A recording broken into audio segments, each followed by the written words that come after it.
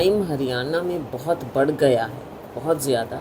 और इसको मैं इससे भी रिलेट करूँगी कि जो ये ड्रग्स का मामला है, इनका एक ये नेक्सस होता है, क्राइम भी बढ़ता है, कई चीज़ें इसके साथ जुड़ी होती हैं। तो जब तक इस पर ये चौतरफा हमला नहीं करेगी सरकार, तब तक इस तरह की बातें। फिर बेरोज़गार युवा, ना प्राइवेट सेक्टर ना सरकारी, कहाँ नौकरियां हैं, नौकरियां मिलती नहीं। ग्रुप डी आप एक बार कह के, लेकिन बाकी जो बच्चे पढ़े लिखे बच्चे हैं वो कहाँ जाएं? क्या केवल ग्रुप डी में ही वो जाएंगे काम करने के लिए?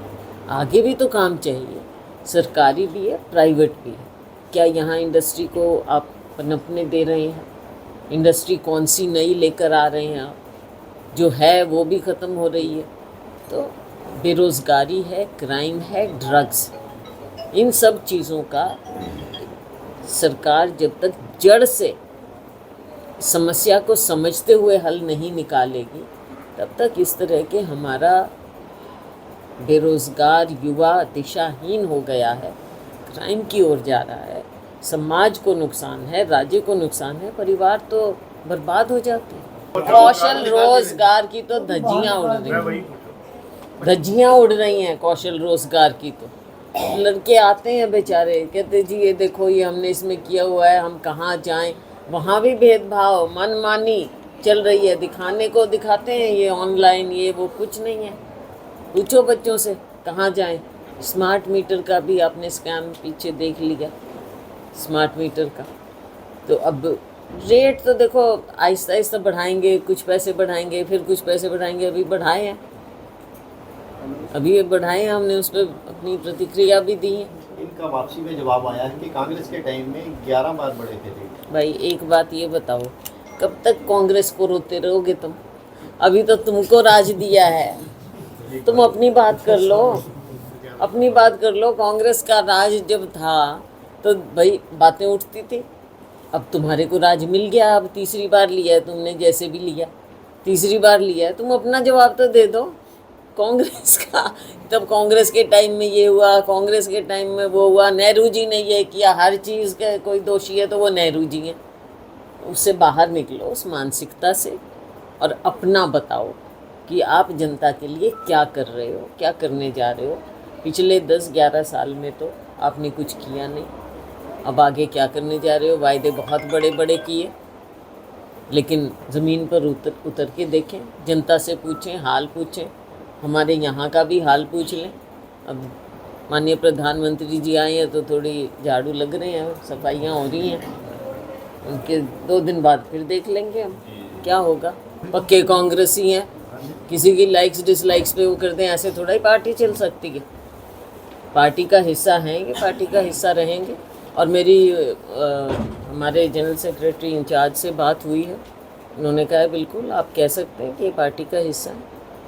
मैम, आपने स्कूलों का मुद्दा उठाया, निजी स्कूलों की मनमानी का मुद्दा उठाया, उसके बावजूद भी सरकार ने हालांकि लेटर जरूर जारी किया, लेकिन स्कूलों की मनमर्जी नहीं रुकी। ये देखो बात मैंने तभी वो थोड़ी सी बात छेड़ी थी, मनमानी भी करते हैं और उन पर अंकुश भी, और बड़ा जैसे भेदभाव भी, मर्जी से कहीं कुछ चलता है कहीं कुछ नहीं चलता। एक पॉलिसी होनी चाहिए। सबसे पहले सरकारी स्कूलों को आप मजबूत करो। हमारे माँ बाप सरकारी स्कूलों से ही पढ़ के निकले थे, आगे निकले। आज के दिन भी आप देखते हो कि सरकारी स्कूलों में अगर उनको हम दुरुस्त करें, आम नागरिक का बच्चा क्यों सरकारी स्कूलों में नहीं जाके, जो थोड़ा सा भी 4 पैसे कमाएगा वो प्राइवेट स्कूल में बच्चों को भेजेगा? उसकी क्षमता नहीं है, लेकिन मजबूर हो जाता है क्योंकि सरकारी स्कूलों में वो व्यवस्था नहीं मिलती। आप तरह तरह की बातें, और देखो हमारी बात तो और है, लेकिन जब मीडिया ये चीज़ें दिखाता है और कहता है तो सबकी आँख खुलती हैं, वरना कहेंगे सर तो ऑपोजिशन में बोल रही है।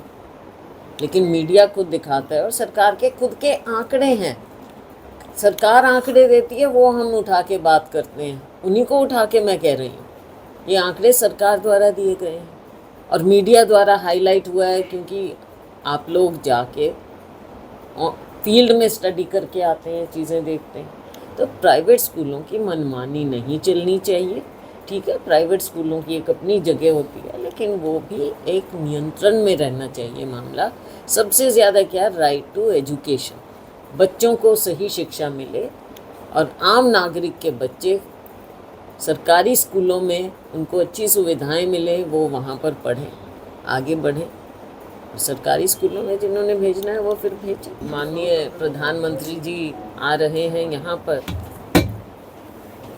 इनके 2 सरकारें तो यहाँ पर आकर इनका समय ख़त्म हो गया। अब तीसरी बार सरकार बनी है और अब जाकर हरियाणा की याद आई। मुझे लगता है कि 3 टर्म्स में ये पहला प्रोजेक्ट है जो माननीय प्रधानमंत्री जी जिसके लिए हरियाणा में आ रहे हैं। हम पहले भी कहते थे कि इन्होंने अपने राज्य में एक भी नया संयंत्र नहीं लगाया, और ये एक सच्चाई है। आज यहाँ पर आए हैं, हम उम्मीद करते हैं कि इलाके को फ़ायदा होगा, क्योंकि कई मुद्दे होते हैं कि आसपास के इलाके में जो बिजली की बात होती है, सप्लाई की बात होती है, उसमें कई बार कमियां देखी गई हैं। जो राख उड़ रही है उसके बारे में क्या इन्होंने कोई हल पहले ही निकाला है, जो पहले भी चल रहा है? वैसे प्रदूषण की बात करते हैं, जमुना जी को साफ़ करने की बात, घग्गर नदी को साफ़ करने की बात, जो इतना प्रदूषण चारों ओर हमारे जो जल के स्रोत हैं उनमें इतना प्रदूषण हो रहा है, उसके लिए क्या कर रहे हैं? यहाँ की इंडस्ट्री को आगे बढ़ाने के लिए इन्होंने पिछले 10 साल में क्या किया, आगे हम उम्मीद करेंगे माननीय प्रधानमंत्री जी कुछ पैकेज देकर जाएं। हमारी मेटल इंडस्ट्री ख़त्म, हमारी जो प्लाईवुड इंडस्ट्री है वो हमेशा क्राइसिस में, तो बहुत बढ़िया हमारा इंडस्ट्रियल क्षेत्र रहा है, लेकिन इसको सही ढंग से डील नहीं किया गया। अब जब प्रधानमंत्री जी खुद आते हैं तो हम उम्मीद करेंगे कि प्रधानमंत्री जी भी और राज्य सरकार भी इस ओर ध्यान दे, उनकी आंखें खुले और यहाँ के लोगों को कुछ ऐसी सौगात मिले इस संयंत्र के अलावा, जो आम लोगों की ज़िंदगी जिससे अच्छी हो, बेहतर हो। अभी मुझे बता रहे थे कि मेयर इलेक्शन, एमसी इलेक्शन के बाद शायद इन्होंने प्रॉपर्टी टैक्स का क्या बढ़ा दिया है, क्या किया। तो लोकल बातें हैं, सफाई की बात है, लोगों की जो आम लोगों की ज़िंदगी बेहतर करने की बात है, लोगों के रोज़गार की बात है, उन सब की ओर ध्यान दिया जाए। क्राइम जो इतना बढ़ गया है उसकी ओर सरकार, राज्य सरकार क्या कर रही है? क्योंकि मुख्यमंत्री जी भी होंगे तो जवाब तो देना होगा। सिर्फ केवल एक दिन आएं और चले जाएं, उससे तो बात नहीं बनेगी।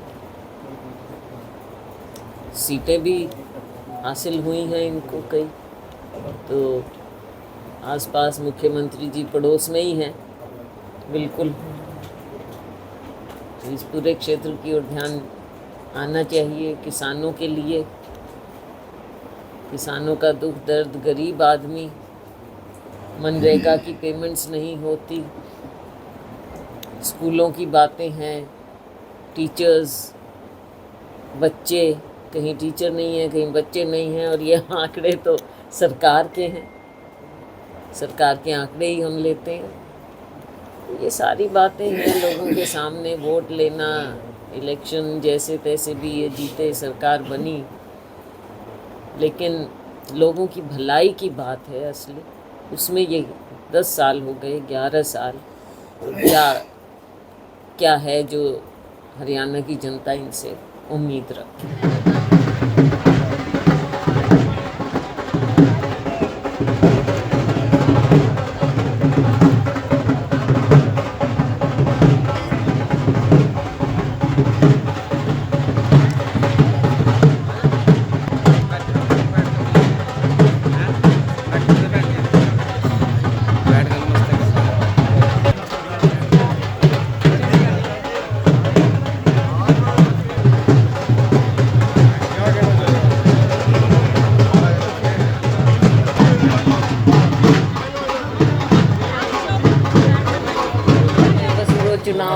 चुनाव,